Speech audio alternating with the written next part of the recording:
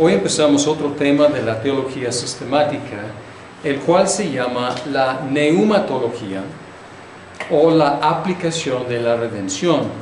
El título neumatología enfatiza que es del Espíritu Santo, pero no es tanto de la persona del Espíritu Santo, porque esto ya se cubrió en el tema de la Trinidad. Es más bien la actividad del Espíritu Santo en la aplicación de la redención. Enfatiza sobre todo su actividad de tomar la obra completa de Cristo y aplicar los beneficios de ella a los elegidos. A veces este tema se llama la soteriología, pero esta palabra puede abarcar toda la actividad de la Trinidad económica. Pero vamos a utilizar estas palabras más o menos intercambiablemente: neumatología, soteriología y también la aplicación de la redención.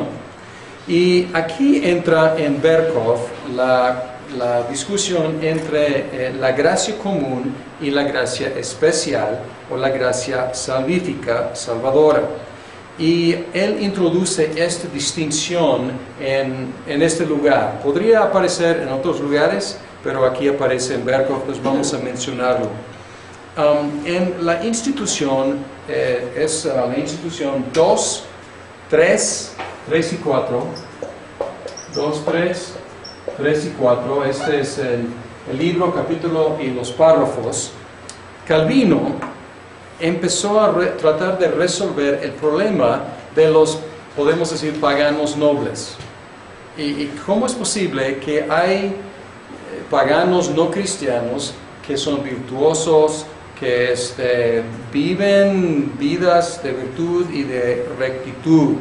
Y en lugar de atribuir esta nobleza a las capacidades innatas de los hombres, la atribuye a una gracia que Dios extiende hacia los no cristianos. Pues aquí nació la idea en la teología reformada de la gracia común, la gracia que es extendida a los seres humanos, no a todos al mismo nivel, sin embargo a los no cristianos. Entonces es una gracia no salvífica, es un favor que Dios extiende a todos en una medida u otra. La llama en libro 2, capítulo 3, párrafo 4, unas gracias particulares. Entonces, él usa la palabra gracia particular para lo que estamos llamando gracia común. Y él utiliza la expresión gracia común, parece que solamente 4 veces, y 2 veces se refiere a la gracia salvífica. En otras palabras, estamos usando las palabras no exactamente en la misma forma en la cual Calvino las utilizaba. Él usaba las palabras en una forma un poco flexible, y luego la teología reformada se ha solidificado la expresión gracia común para referirse a la gracia extendida a los no cristianos, y Berkhof habla de diferentes efectos positivos de la gracia común. Y el examen es en el otro cuarto, porque las respuestas estamos dando ahora. O sea, si quieres tomar el examen es allá. ¿Ok? Muy bien. La gracia particular se refiere en nuestro lenguaje a la gracia salvífica, salvadora. Entonces estoy como apuntando de que es un poco diferente el uso en Calvino y en la teología post-Calvino. Sin embargo, Calvino es la fuente de esta idea, y fue por una inquietud por explicar la virtud en algunos seres humanos que no son cristianos. Porque no quiso negar la depravación, no quiso decir que ellos tenían una capacidad innata de expresar virtud. Dice que no, es por la gracia de Dios, aunque esa gracia no llega a salvarlos. La mayoría de los teólogos reformados acepta esta descripción, aunque algunos la consideran una negación de la doctrina de la depravación total. La minoría pues empieza diciendo que no es lo que Calvino quiso decir. Entonces niega que Calvino haya enseñado la idea de la gracia común y niegan cualquier aplicación del concepto de gracia a los que no serán salvos. Pues ellos reservan el concepto de gracia para la salvación únicamente. Y aquí hay un problema que vamos a tocar, no vamos a resolver, porque es un problema en la teología reformada. Es una tensión, podemos decir. Y en un sentido, la minoría está tratando de ser más consistente lógicamente. Porque hay una idea, una tensión entre una expiación particular, que Cristo ha muerto por los elegidos para salvarlos, y la predicación universal del Evangelio. Entonces, la pregunta es, ¿en qué sentido es una oferta sincera el Evangelio? Si el Evangelio sale a todos, pero no todos pueden responder, ¿en qué sentido es una oferta sincera o seria la predicación del Evangelio a todos? Y lo que la minoría está tratando de decir aquí es que realmente no hay una contradicción, porque no hay ninguna gracia para los que están fuera del alcance de la expiación. Entonces no hay ninguna bondad, ninguna gracia hacia ellos. La gracia solamente es para los elegidos. Pero tenemos que confesar que hay una tensión aquí entre la idea de ofrecer a todos algo que es diseñado para algunos. Sin embargo, los mismos cánones de Dort afirman estos dos polos o estas dos ideas. Por ejemplo, los cánones de Dort en capítulo 2, el párrafo 8, dice: la virtud vivificadora y salvadora de la preciosa muerte de su Hijo se extiende a todos los predestinados para únicamente a ellos dotarlos de la fe justificante y por esto mismo llevarlos infaliblemente a la salvación. Entonces esta es la idea de la particularidad de la salvación y la muerte de Cristo. 3 párrafos antes dice: debe ser anunciada y proclamada con mandato de conversión y de fe a todos los pueblos y personas a los que Dios, según su beneplácito, envía su evangelio. Entonces, los mismos cánones de Dort, pues ellos tocan los dos temas y aparentemente no encuentran ninguna contradicción. Y luego, esto fue en el capítulo 2, párrafos 8 y 5. Y ahora capítulo 3, en el párrafo 8, dice que promete también de veras, promete el Evangelio, promete también de veras a todos los que vayan a Él y crean la paz del alma y la vida eterna. Está diciendo que es una promesa de veras. Es una promesa seria, es una promesa bien intencionada, no hay ninguna decepción aquí. Y Dort no intenta resolver la tensión, y pues ha sido un punto difícil en la teología reformada, pero Berkhof, él dice prudentemente, él dice, y en la página 530, él dice: si se objetara que no podemos armonizar por completo la oferta indiscriminada y sincera de la salvación sobre la base de fe y arrepentimiento con la doctrina, al parecer opuesta, de la expiación particular, admitiríamos esta imposibilidad nuestra, pero entendiendo claramente que la verdad de una doctrina no depende de nuestra habilidad de armonizarla con cada una de las otras doctrinas de la Escritura. Entonces, él está contento con dejar aquí una tensión no explicada 100%, pero dice que la Biblia enseña X y enseña Y. Enseña que la expiación es particular y enseña también que debemos predicar sinceramente la oferta del Evangelio a toda la humanidad. Ahora, la gracia especial. Esta es la gracia común. Berkhof habla de diferentes aspectos de la gracia común. Les refiero a Berkhof, no vamos a dar la lista que él da de lo que hace. En Calvino nació de la idea de restringir el pecado en los no cristianos, pero Berkhof él tiene una lista de otros efectos que la gracia común puede tener. Ahora, la gracia especial y la gracia salvadora. Es, en palabras de Berkhof, el inmerecido favor o amor de Dios, amor gratuito y soberano para el hombre en el estado de pecado y culpa, que se manifiesta en el perdón del pecado y en la liberación de la pena merecida. Comúnmente se dice, como Berkhof dice, y está bien dicho, comúnmente se dice que la gracia es el favor inmerecido de Dios. Esta es la página 508 de donde saqué la cita. Comúnmente se dice eso. La gracia es el favor inmerecido de Dios. Perfectamente bien en lo que afirma. Sin embargo, debemos con Berkhof añadir algo importante, porque él añade para el hombre en el estado de pecado y culpa. Recientemente, precisamente por no insistir en este tipo de definición, decir que la gracia no es para los perfectos, la gracia es el favor inmerecido de Dios para los pecadores.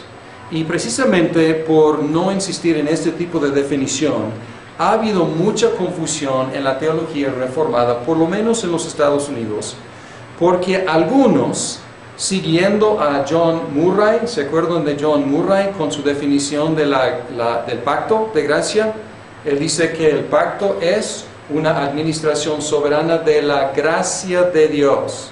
Y siguiendo a Murray, probablemente en direcciones en las cuales él mismo no habría escogido ir, pero optando por un solo pacto, no dos pactos, no pacto de obras y pacto de gracia, pero un solo pacto, algunos reformados han querido afirmar que este solo pacto de gracia también incluía a Adán antes de su caída en el primer pecado.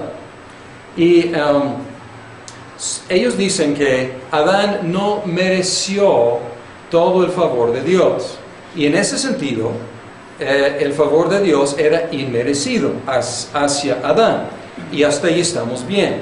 Sin embargo, es una cosa tener algo no merecido cuando no hayas merecido lo contrario. Y es otra cosa recibir favor inmerecido cuando ya has merecido lo contrario. Entonces podemos decir que ellos están quedando con la definición de favor inmerecido. Entonces cualquier favor de Dios es un favor inmerecido. Entonces para ellos todo es gracia.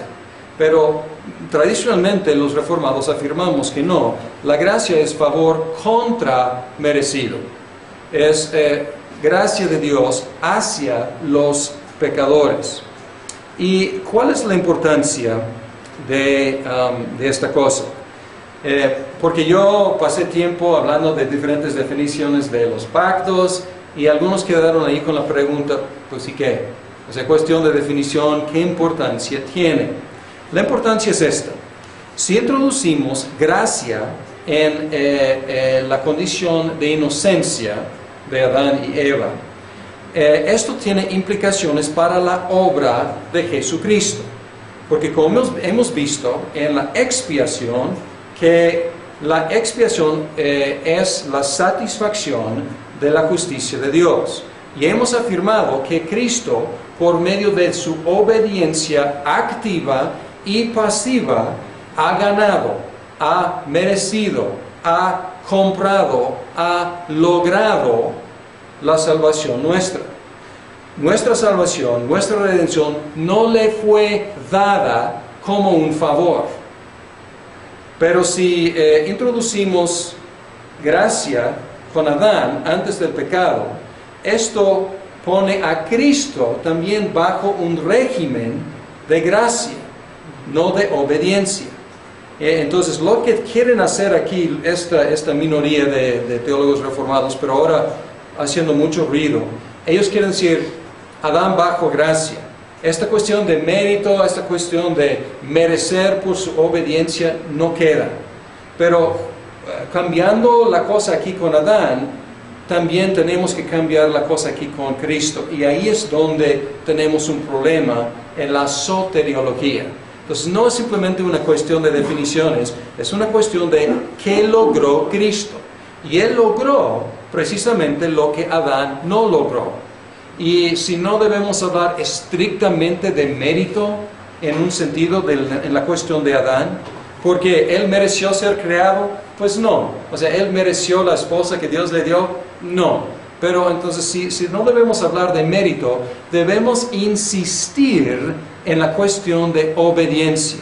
Y que él iba a merecer ganar la vida eterna por medio de su obediencia. ¿Es estrictamente un mérito? En un sentido, quizás no, porque es un regalo de Dios para él, todo el arreglo. Sin embargo, en ese arreglo de Dios que estamos hablando, llamando el pacto de obras, era una cuestión de obediencia y merecer. Entonces, ¿es mérito? Absolutamente. Como Adán podía decir, Dios, yo merezco ser creado, yo merezco todo esto. No. Pero en el arreglo, en el pacto de obras, Dios construyó, Él instituyó una condición de mérito. Entonces, mérito por dictamen de Dios. Y Él no cumplió, pero Cristo sí cumplió. En palabras de la Confesión de Fe de Westminster, en el párrafo o el capítulo 8, el párrafo 5, dice aquí, el Señor Jesucristo, por su perfecta obediencia y por el sacrificio de sí mismo que ofreció una sola vez por el Espíritu Eterno de Dios, ha satisfecho plenamente a la justicia de su Padre y compró para aquellos que éste le había dado no solo la reconciliación, sino también una herencia eterna en el reino de los cielos. Entonces, bajo ese régimen, pacto de obras, pues Cristo obedeció, ganó, compró por su obediencia activa y pasiva. Y ahí está el problema, porque si la salvación no fue comprada por Cristo, por su obediencia activa y pasiva, luego la pregunta es ¿cómo vamos a ser salvos? Y la respuesta tradicional de los reformados es, pues por medio de la fe en Jesucristo, recibiendo como imputación, regalo, su obediencia activa y pasiva. Pero si ya no es una compra por medio de su obediencia activa y pasiva, luego pone en juego la manera de salvación por medio de la fe únicamente. No sé si esto esté confuso, y si les parece confuso, está confuso, porque la verdad son asuntos complicados, pero estoy tratando de por lo menos presentar una introducción a esta controversia que existe por lo menos en los Estados Unidos, y tarde o temprano va a llegar aquí también a México y Latinoamérica. Bien, vamos a dejar al lado ahora las controversias y vamos a hablar positivamente del ordo salutis. Es una expresión que se utiliza, ordo salutis, pues orden de la salvación. ¿Y de dónde viene esta idea del orden de la salvación? Como el bosquejo básico del ordo salutis está en Romanos 8.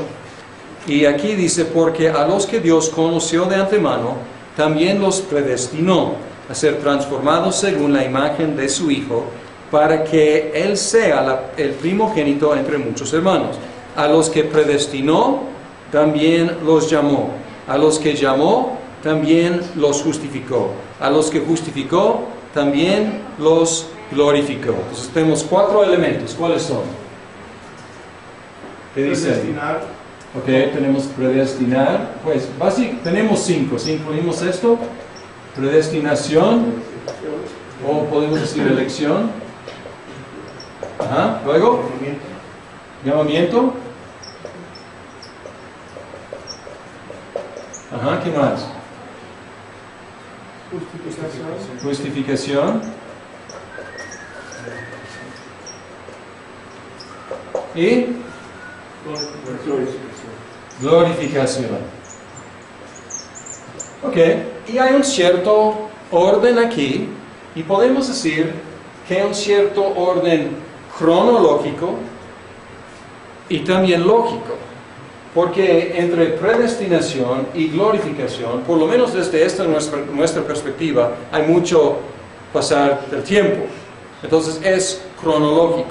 También podemos decir entre predestinación y el llamamiento en el tiempo, pues hay un lapso de tiempo, podemos decir. Sin embargo, entre llamamiento y justificación no hay un lapso de tiempo. Es instantáneo, es contemporáneo. Sin embargo, llamamiento es primero porque lógicamente precede la justificación, que es resultado de ser llamados eficazmente por Dios. Y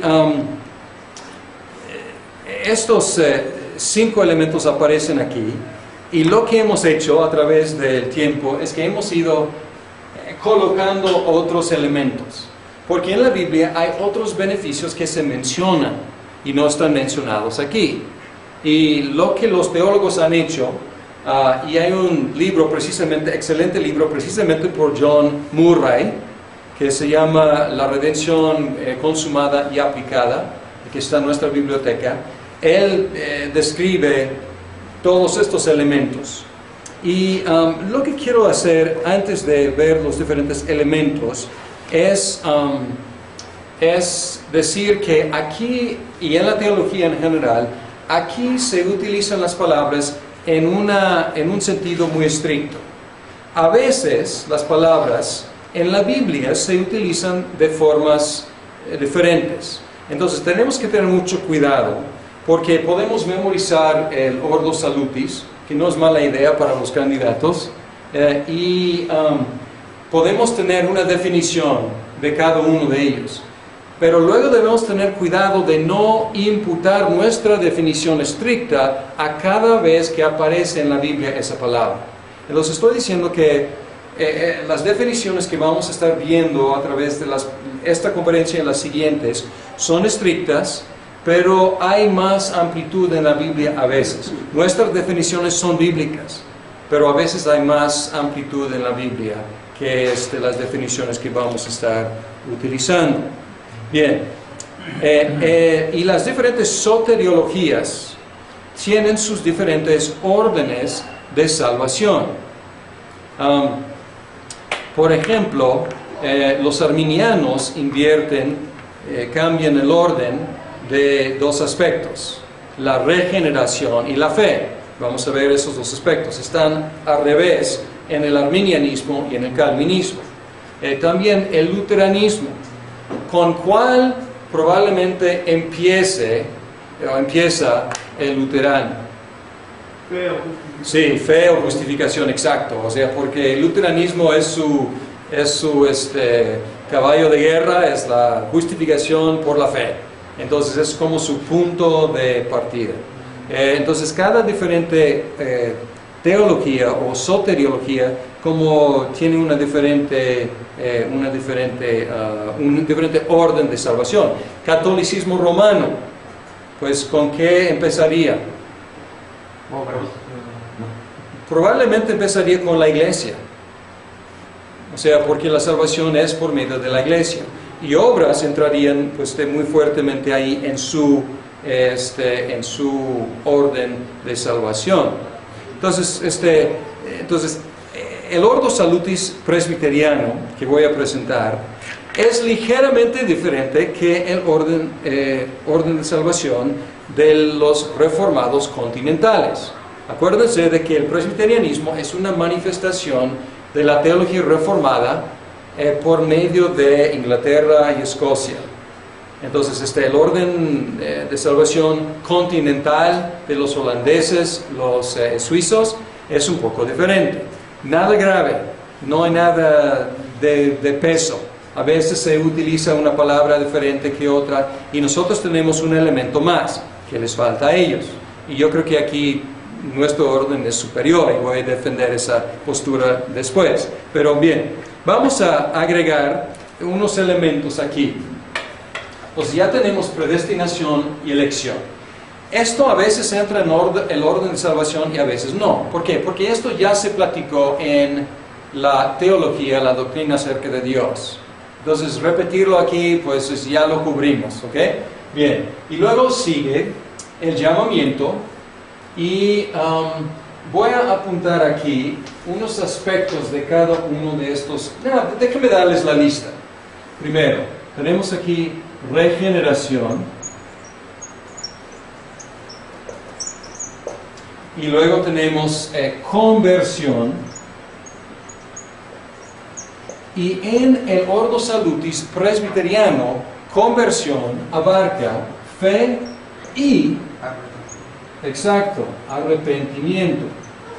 Arrepentimiento.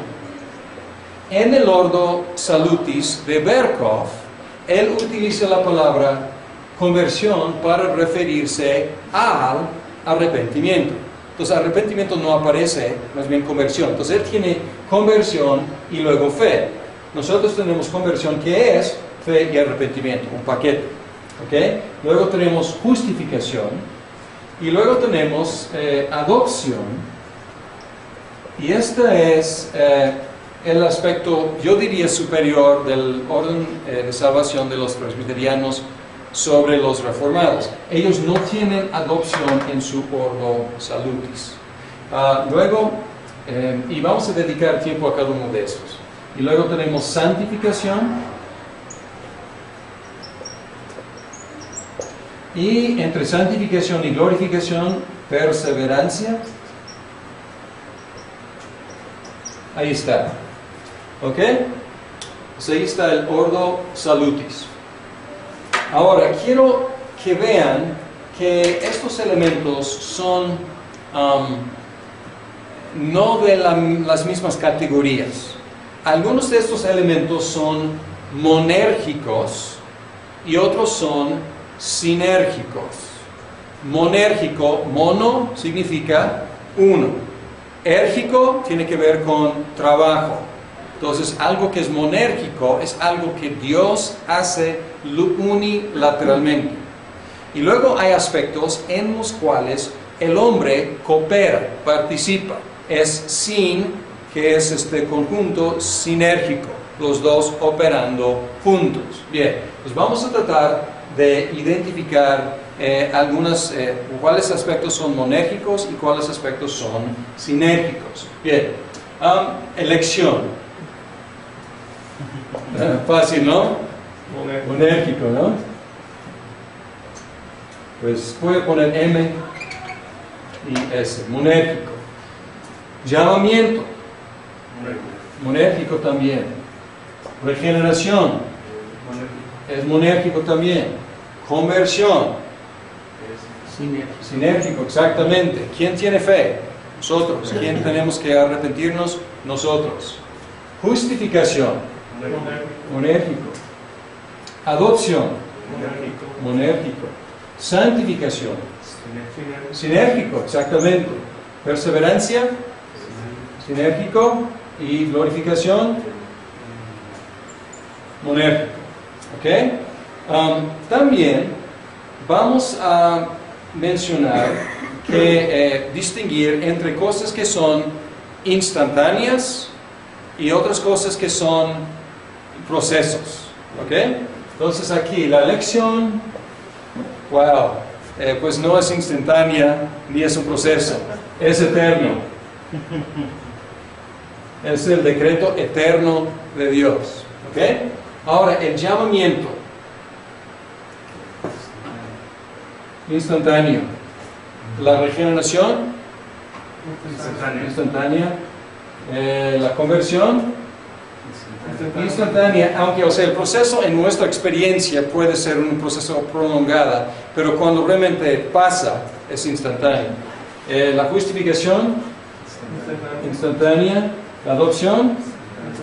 Instantánea. La santificación. Proceso. Perseverancia.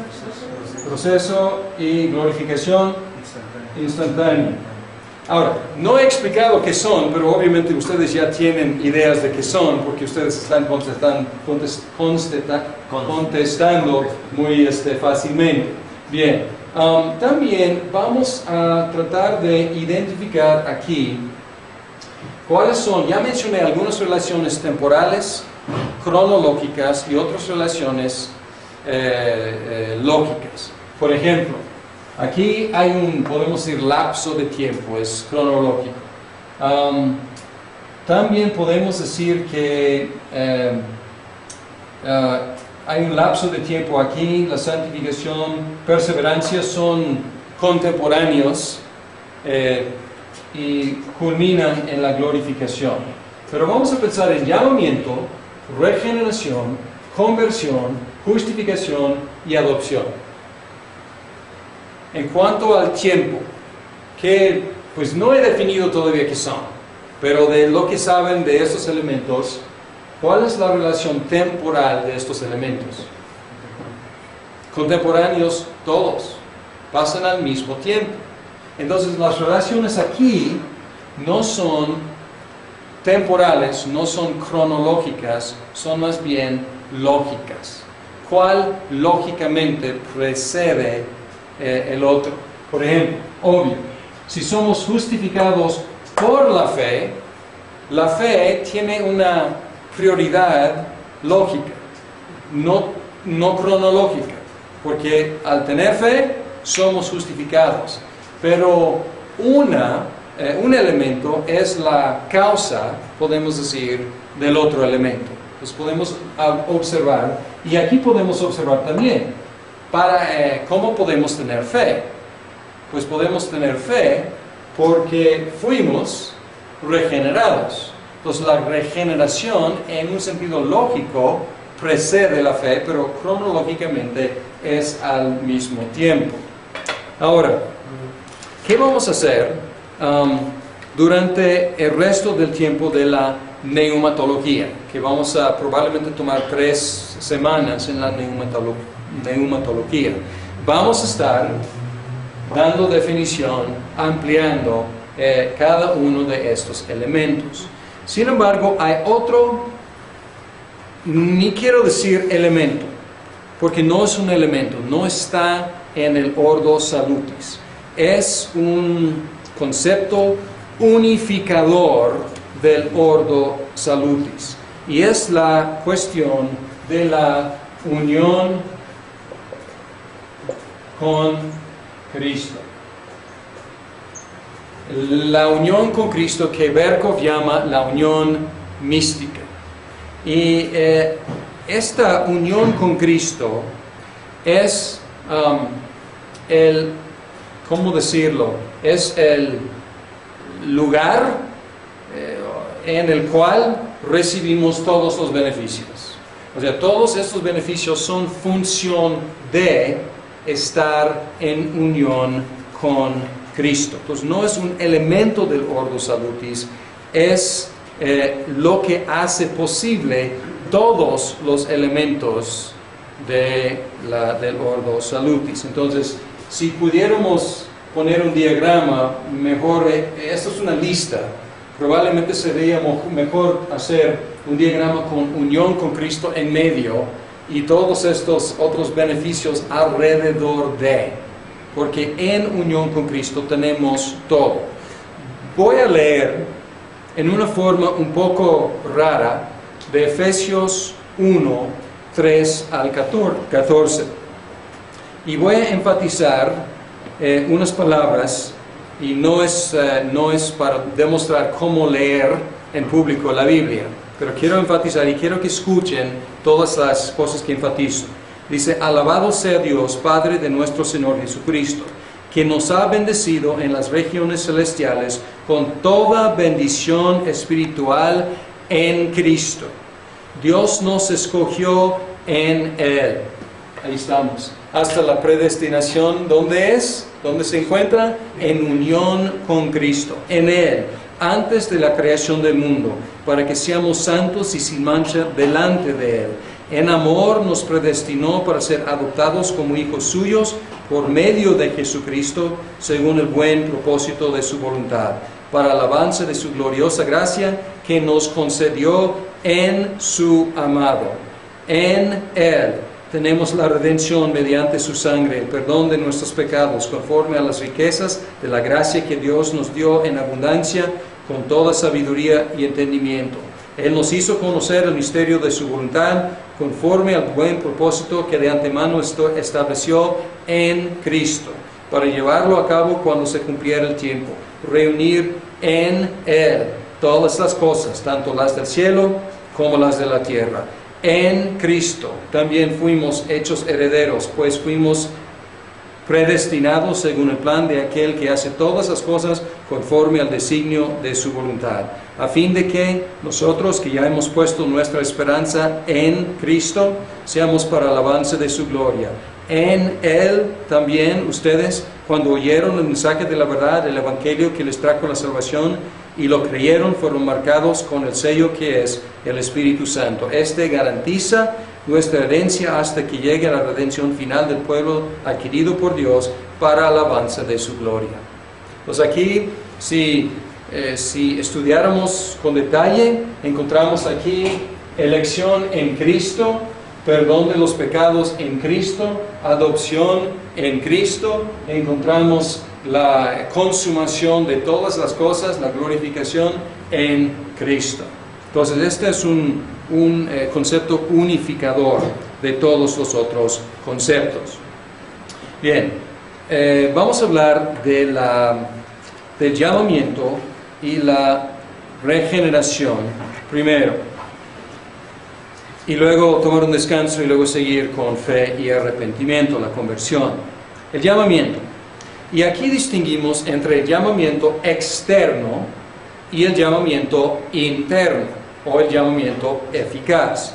El llamamiento externo es simplemente la predicación del Evangelio, no es otra cosa, la cual se extiende a todos los que lo escuchan. Incluye información, invitación, persuasión y promesa.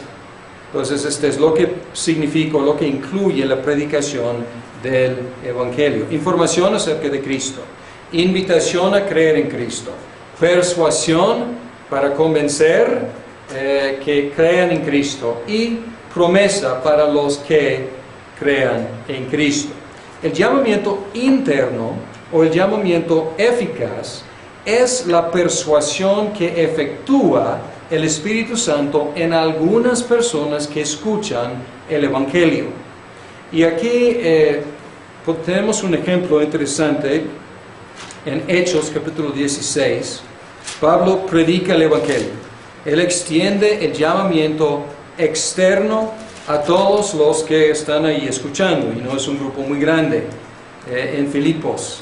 Y en 16:14 dice, una de ellas, porque había solamente un grupo pequeño y de puras mujeres, porque me parece que no había sinagoga en Filipos, y dice aquí, una de ellas, que se llamaba Lidia, adoraba a Dios, era de la ciudad de Tiatira y vendía telas de púrpura. Mientras escuchaba, el Señor le abrió el corazón para que respondiera al mensaje de Pablo. El mensaje de Pablo, lo que ella escuchaba, el llamamiento externo.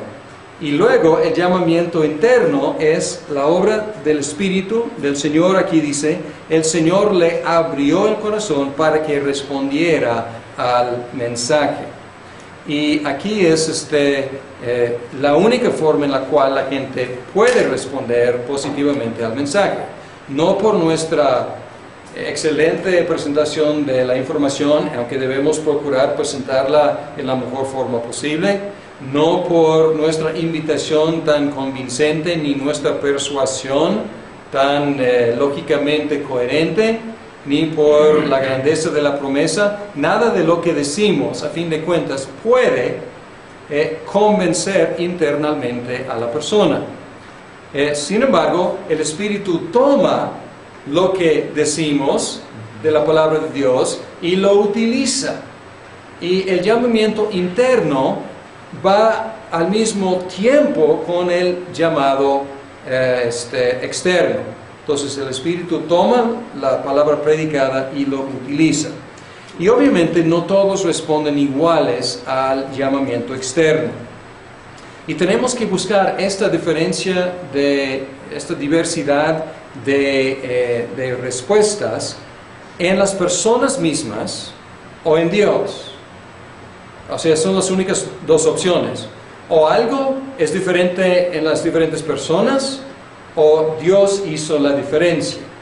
Y entre los que buscan la diferencia en las personas, que son los arminianos y otros, hasta la fecha no han dado una explicación suficiente para describir las distintas respuestas al llamamiento externo.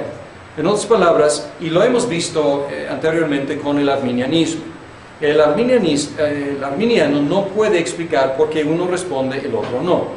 Dice por su propia voluntad, pero esta no es explicación. O sea, pero ¿por qué él y no otro? ¿Por qué de su voluntad y no de su voluntad? No hay explicación ahí.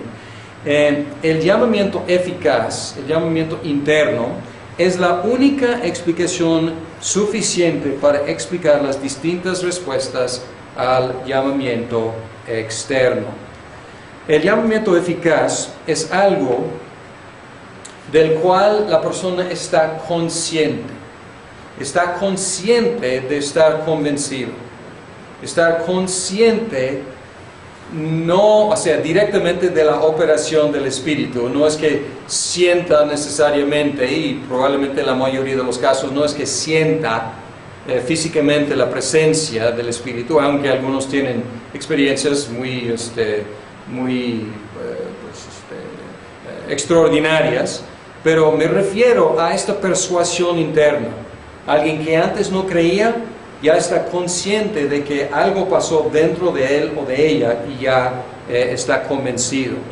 El llamamiento eficaz nos debe dar confianza en nuestra predicación del Evangelio y también nos debe ayudar a evitar manipulaciones en nuestro evangelismo. Y los evangélicos tradicionalmente hemos sido culpables de manipulaciones y de presiones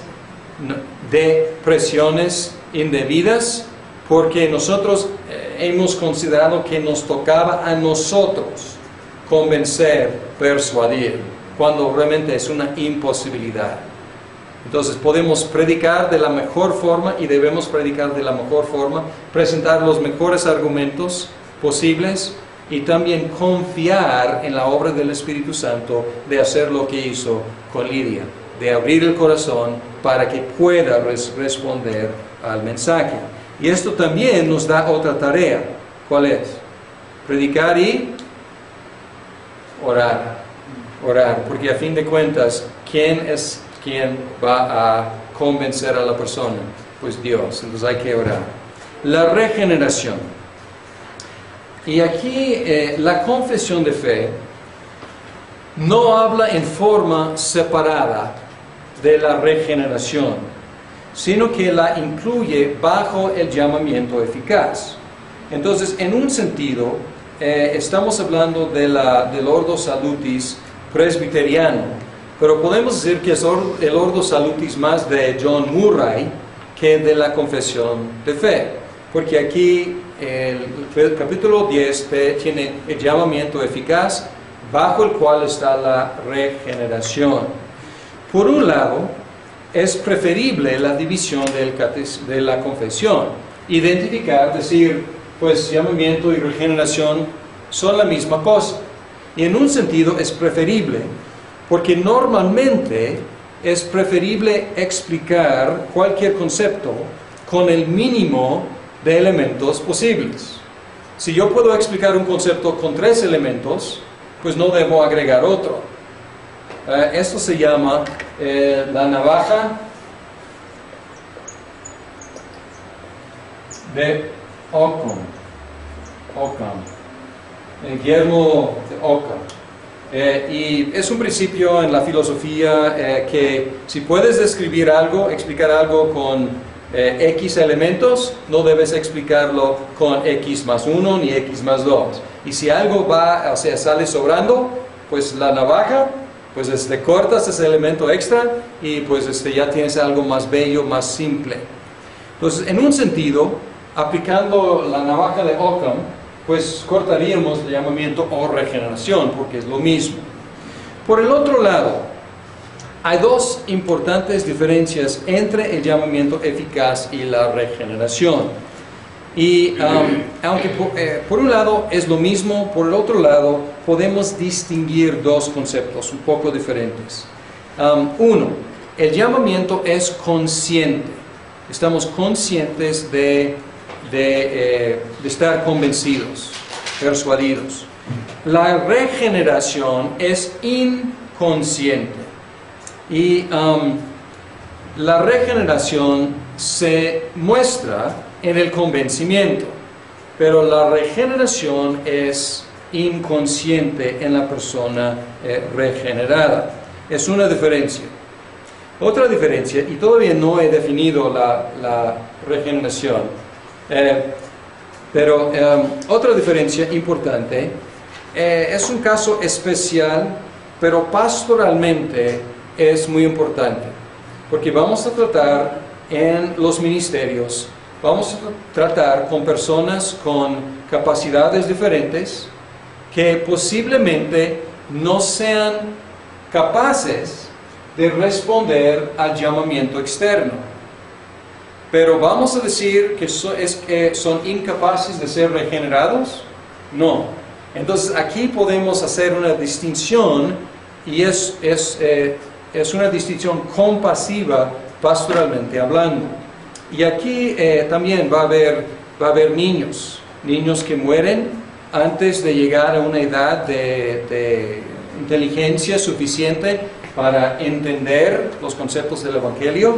Y aquí dice, capítulo 10 de Westminster, párrafo 3, dice: los niños elegidos que mueren en la infancia son regenerados y salvados por Cristo por medio del Espíritu, quien obra cuando, dónde y cómo quiere.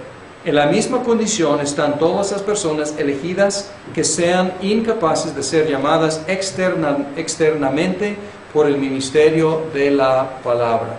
Entonces, por eso, por esta preocupación pastoral, vale la pena mantener una distinción, porque no queremos decir los que no puedan ser llamados por el Evangelio no pueden ser regenerados. No queremos decir eso, porque ya estamos excluyendo algunos hijos del pacto que pueden ser regenerados. Bien, ¿qué es la regeneración entonces?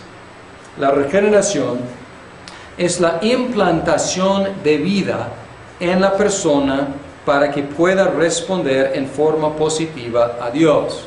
Podemos pensar en Lidia y podemos describir lo que pasó en ella como llamamiento eficaz o como regeneración.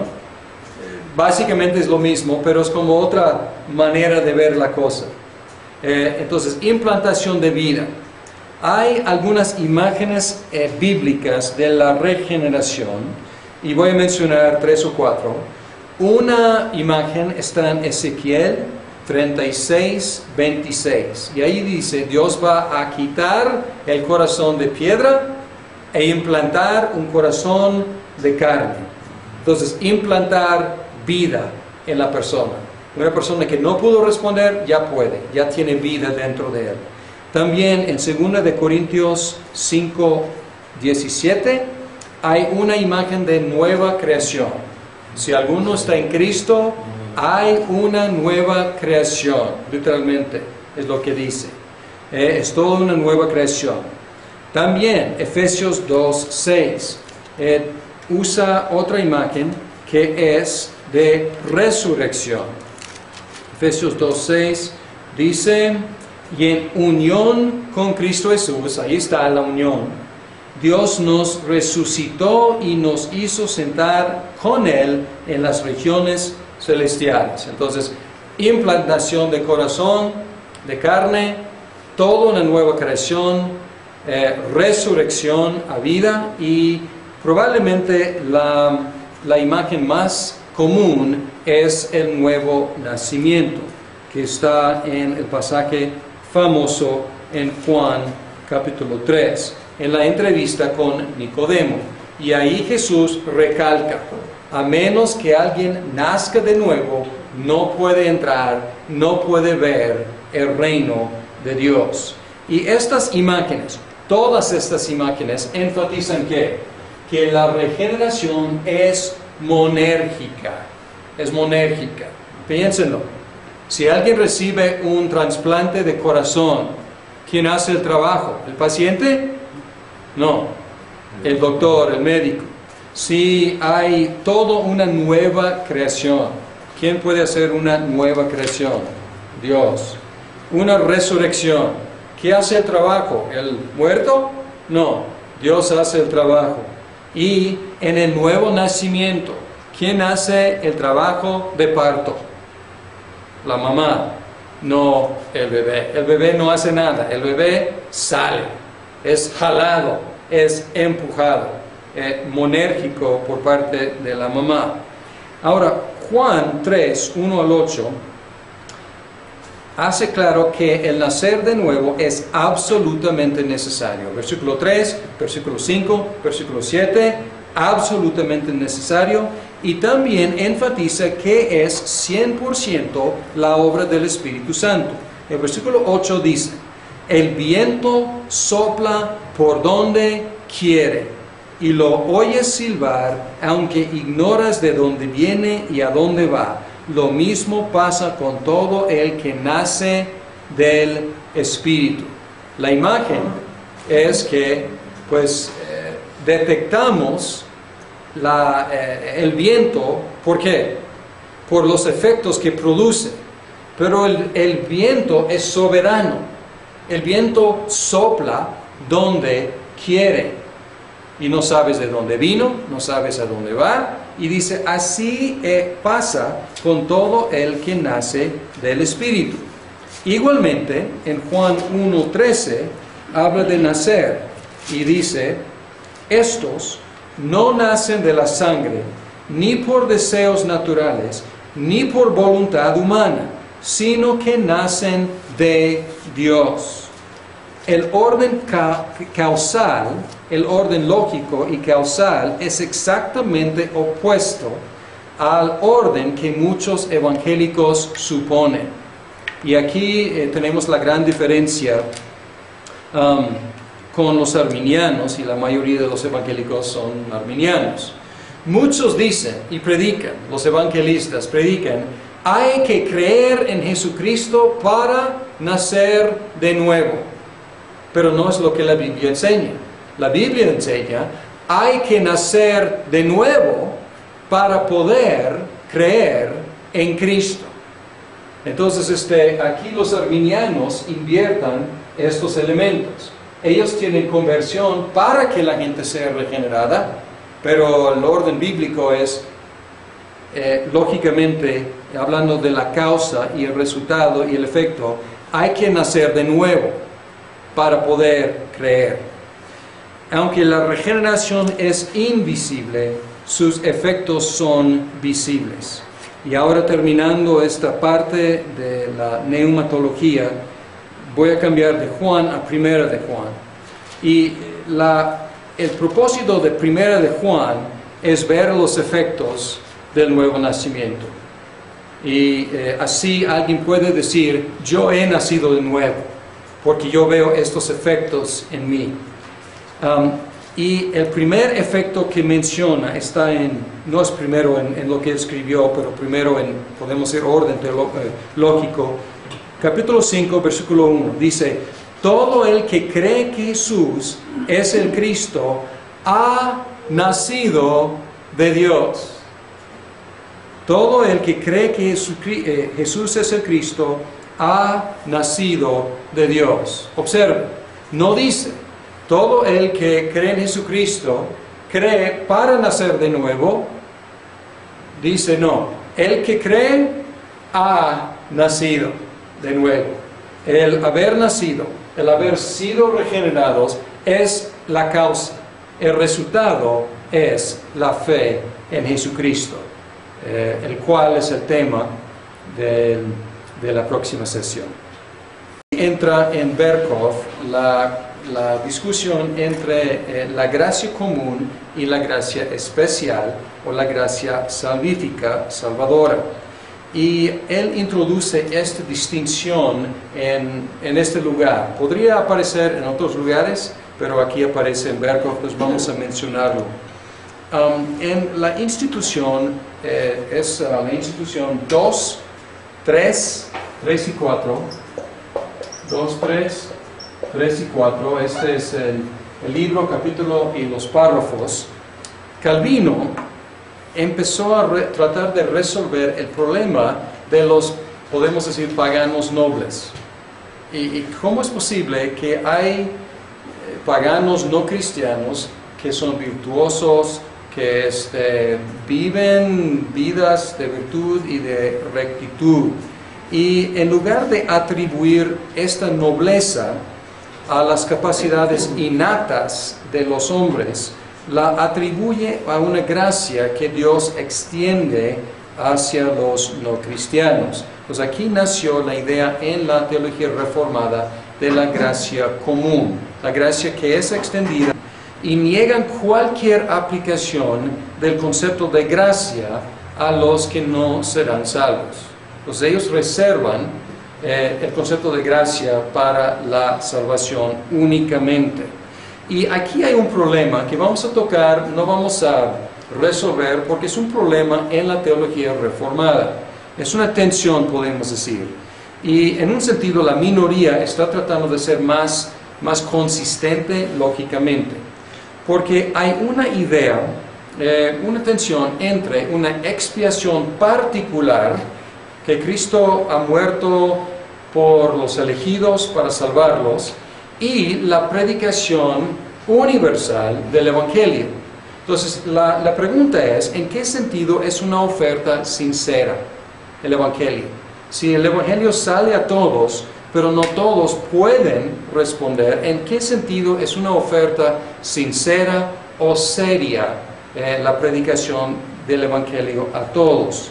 Y lo que la minoría está tratando de decir aquí es que realmente no hay una contradicción, porque no hay ninguna gracia para los que están fuera del alcance de la... Exámenes en el otro cuarto, porque las respuestas estamos dando ahora. O sea, si quieres tomar el examen es allá. ¿Ok? Muy bien. La gracia particular se refiere en nuestro lenguaje a la gracia salvífica, salvadora. Entonces estoy como apuntando de que este es un poco diferente el uso en Calvino y en la teología post-Calvino. Sin embargo, Calvino es la fuente de esta idea y fue por una inquietud por explicar la virtud en algunos seres humanos que no son cristianos. Porque no quiso negar la depravación, no quiso decir que ellos tenían una capacidad innata de expresar virtud. Dice que no, es por la gracia de Dios, aunque esa gracia no llega a salvarnos. La mayoría de los teólogos reformados acepta esta descripción, aunque algunos la consideran una negación de la doctrina de la depravación total. La minoría pues empieza diciendo que no es lo que Calvino quiso decir. Entonces niega que Calvino haya enseñado la idea de la gracia común.